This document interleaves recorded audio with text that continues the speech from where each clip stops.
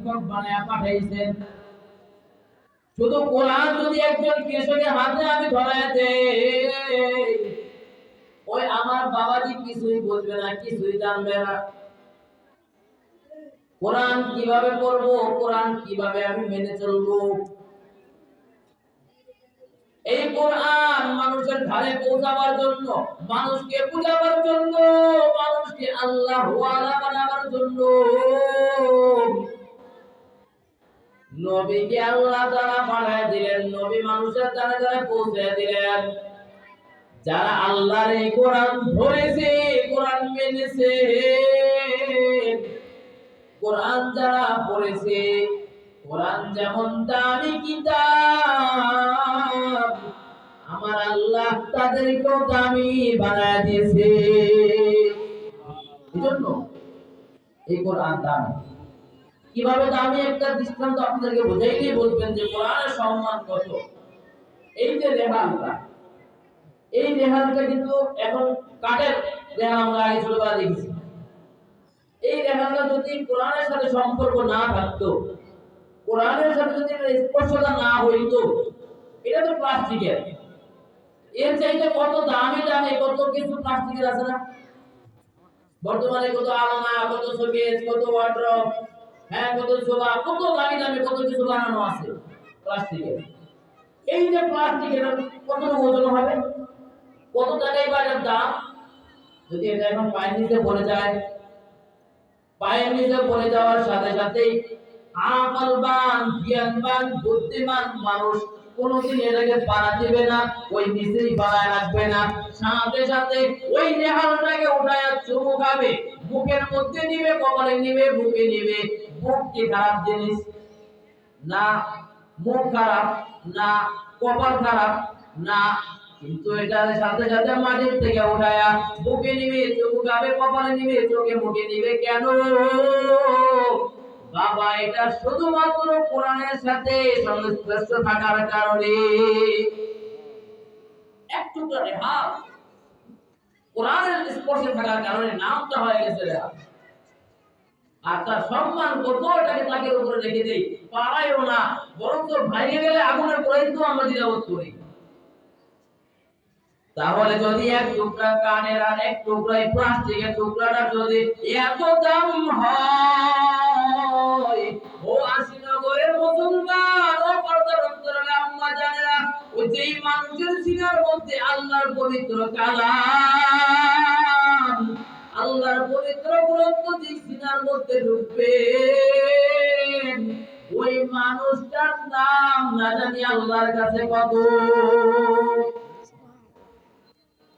পৃথিবীর মধ্যে সর্বশ্রেষ্ঠ মাখলুক হলো মানুষ, আশরাফুল মাখলুকাত, শ্রেষ্ঠ মাখলুক।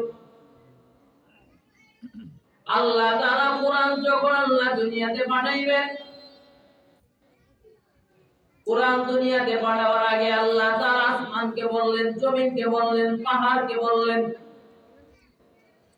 এর আসমান, এর জমিন, এর পাহাড়, তোমরা কি আমি আল্লাহ তাআলার কোরআন ধরবা কিনা, কোরআন গ্রহণ করবা কিনা বলো। ইন্না আরাদনাল আমানাতা আলাস সামাওয়াতি ওয়াল আরদি ওয়াল জিবাল।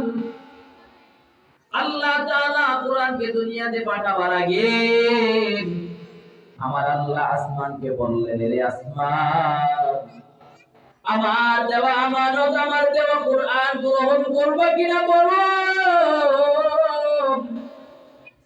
আসমান বলে, মালিক, আপনার কালাম, আপনার কালাম এত দামি, এত ভারী, এত আজমত, এত সম্মানী কিতাব, এটার ভার রক্ষা করতে পারবো না রে মালিক।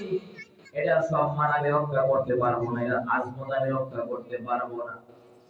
আসমান যখন নিষেধ করলেন, বারণ করলেন, পারবেন না, আল্লাহ জমিনকে ডাক দিয়ে বললেন, ওয়াল আরদে, জমিন, আমার এই কিতাব, এই কোরআন তোমরা নিবা কিনা বলো। আমার কোরআন তোমরা গ্রহণ করবা কিনা বলো। আমার এই আমানত তোমরা রক্ষা করতে পারবা কিনা বলো।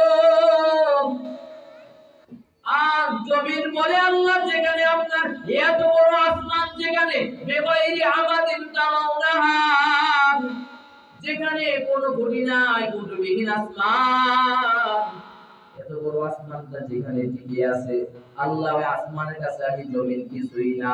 ও মালিক, যেখানে আপনার আসমান পারে নাই, আমি জমিনও সেখানে পারবো না।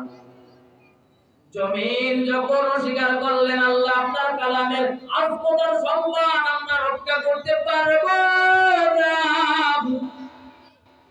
আল্লাহ তখন জিবাল, আল্লাহ পাহাড়কে প্রশ্ন করলেন, পাহাড়কে জিজ্ঞাসা করলেন, পাহাড় আমার আসমান পারে নাই, জমিন পারে নাই, তোমরা বলো আমার কোরআন গ্রহণ করবে কিনা বলো। পাহাড় রাখতে বলে, আল্লাহ যেখানে আপনার এত বড় আসমান, এত বড় জমিন পারে নাই, আমি পাহাড় আপনার কালামের সম্মান তার আমার রক্ষা করতে পারবো না। তারপরে দেখেন আল্লাহ তাআলা চতুর্থবারের মানুষের কাছে যখন আল্লাহ পাঠাইলেন, فأبين أن يحملنها وأشفقن منها وحملها الإنسان إنه كان ظلوما جهولا। আল্লাহ পাক রব্বুল আলামিন মানুষকে বলার সাথে সাথেই মানুষ গ্রহণ করে নিছে, কিন্তু আল্লাহ তাআলা কোরআনের অন্য আয়াতের মধ্যে আল্লাহ